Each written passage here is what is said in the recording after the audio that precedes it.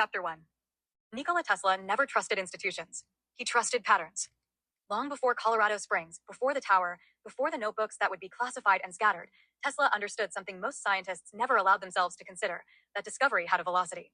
Some ideas arrived gently and integrated over generations. Others arrived too fast, carrying consequences the world had no language for yet.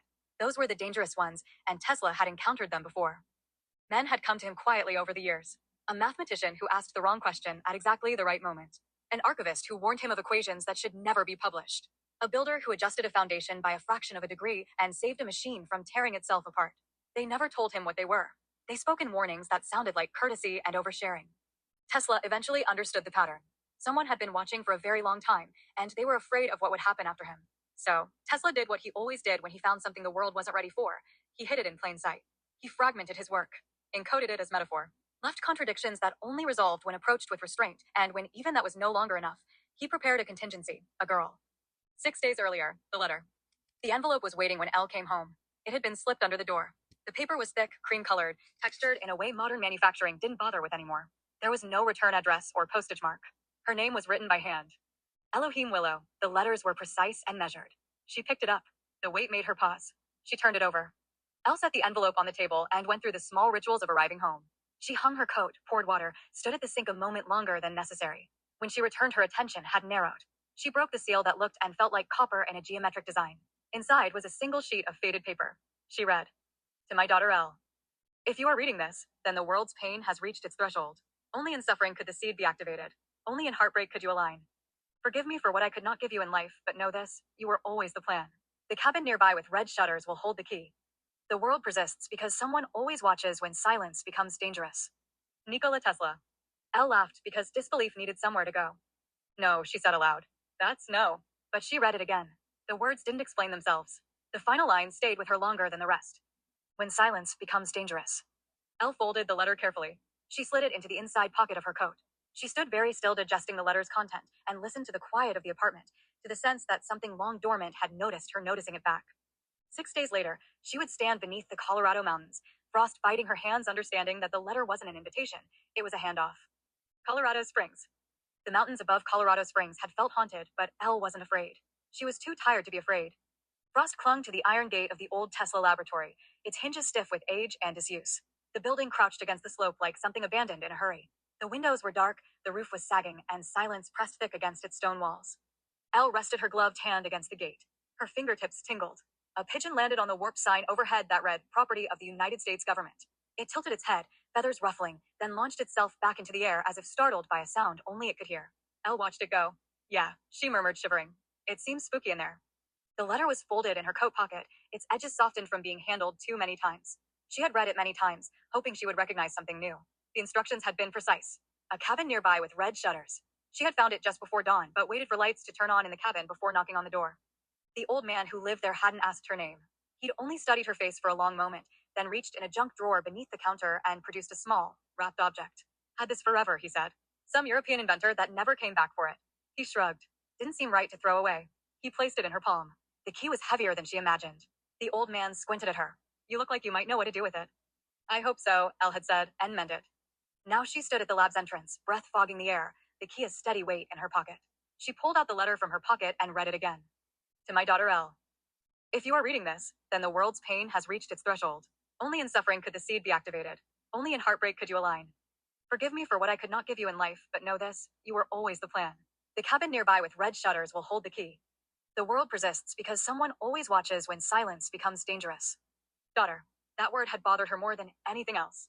She had a father who raised her. She was never told differently. Henry was her dad, deceased for many years now. She had refolded the letter carefully, then told herself it was delusion, coincidence, or a cruel joke executed with unnerving detail. Standing here now, with frost biting through her boots and the lab behind its locked door, certainty felt mystical. Elle slid the key into the rusted lock. It turned and the door opened with a long, reluctant groan. Inside, the air was cold.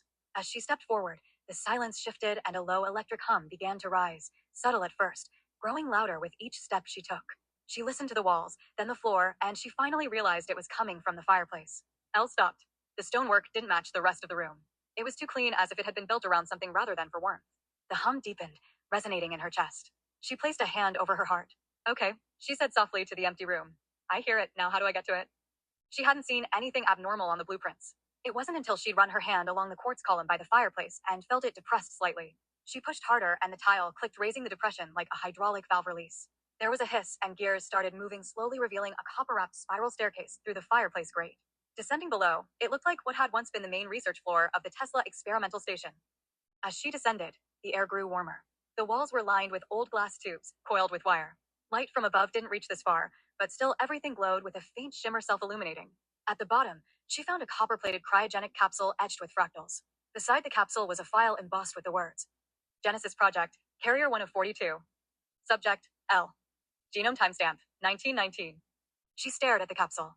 A single phrase flashed on the small screen embedded in the base, seed viability, 100%. Subject match confirmed. Then another message appeared, like the machine had waited a century to say it. Earthquake frequency rising. Atmospheric shift detected. Initiate phase 2. The room pulsed and her body vibrated. Elle stumbled back as the capsule opened, releasing a hiss of cold mist, and something inside her memory cracked open. She saw visions that couldn't have belonged to her, lightning tunnels beneath pyramids, gears turning beneath Roman stone, voices speaking through mountain echoes, and at the center of it all, Tesla's eyes. You were always the plan, the letter had said. Now she finally believed it. The cryomist curled like breath in winter air, coiling around Elle's boots as the hiss of the capsule faded. Her pulse had not returned to normal since the first flicker of Tesla's face. Now it felt like the hum in the room was syncing with her heartbeat, or maybe the other way around. To her right, the wall shimmered, pulsing to a low vibration she could feel in her skull. The wall looked nebulous. It drew her forward like a magnet. Then, with no clear trigger, the wall dematerialized as it restructured and shifted frequencies like a lock being picked by sound. Behind it was a vault that was massive, silent, and alive like the other one. The chamber stretched farther than it should have. It was impossibly large, as if built under the mountain. Cold vapor clung to glass coffers stacked like honeycombs in a hive, thousands of them. Each one housed a vial, glowing faintly with embedded light. Etched above the chamber's entrance was an inscription in Latin. Through memory, past lives are preserved. A console glided toward her soundlessly, responding to her presence. Scan complete. Primary DNA match, Elohim Zera Nicole. Access level, inheritor. The interface opened and portraits unfolded into the air, hovering as if this technology had been perfected long ago. She gasped. The faces were unmistakable, not photographs, but encoded likenesses of Leonardo da Vinci, Hypatia of Alexandria, Galileo Galilei, Marie Curie, Ada Lovelace, Albert Einstein, Frederick Douglass, George Washington Carver, John Ernst Worrell Keeley, Thomas Edison, and Nikola Tesla himself. Each face was linked to a double helix spiraling beside it. These were genetic imprints suspended in quartz-stabilized cryo. The interface said, Genius Seed Bank Phase 1. Humanity's Ark of Thought. She scrolled through names she had only seen in books, all filed with genetic notes accompanied by harmonic signatures. Some included soundwave patterns. Others included maps showing where, and when these figures once experienced inexplicable awakenings. Every entry ended with the same line, to be activated when the planet begins to stir. Elle looked up, suddenly aware that she wasn't breathing. Her hands trembled as she touched the interface again. A secondary file opened that said, Project, Regenesis. Bible combinations, 3,218,005. Primary directive, rebirth of Earth's forgotten genius lineages. Then another file blinked open. This one was tagged redacted until her DNA unlocked it. 42 carriers exist on Earth today. Only one can locate the harmonic nexus. Only one can lead the rebirth. Her name, Elohim Zera Nicole, was etched next to carrier number 1. At the back of the vault, a soft light began to pulse. The hum changed, rising toward that elusive resonance, and from within the farthest chamber, a cryopod began to thaw. The name engraved on it stopped her heart. Ada Lovelace, synth reconstitution trial pending. Just beneath that, blinking slowly, said, Artificial womb sequence active. Estimated regeneration time, 9 months. DNA fused, Lovelace plus Turing variant. Status, embryo viable. Elle backed away slowly, overwhelmed.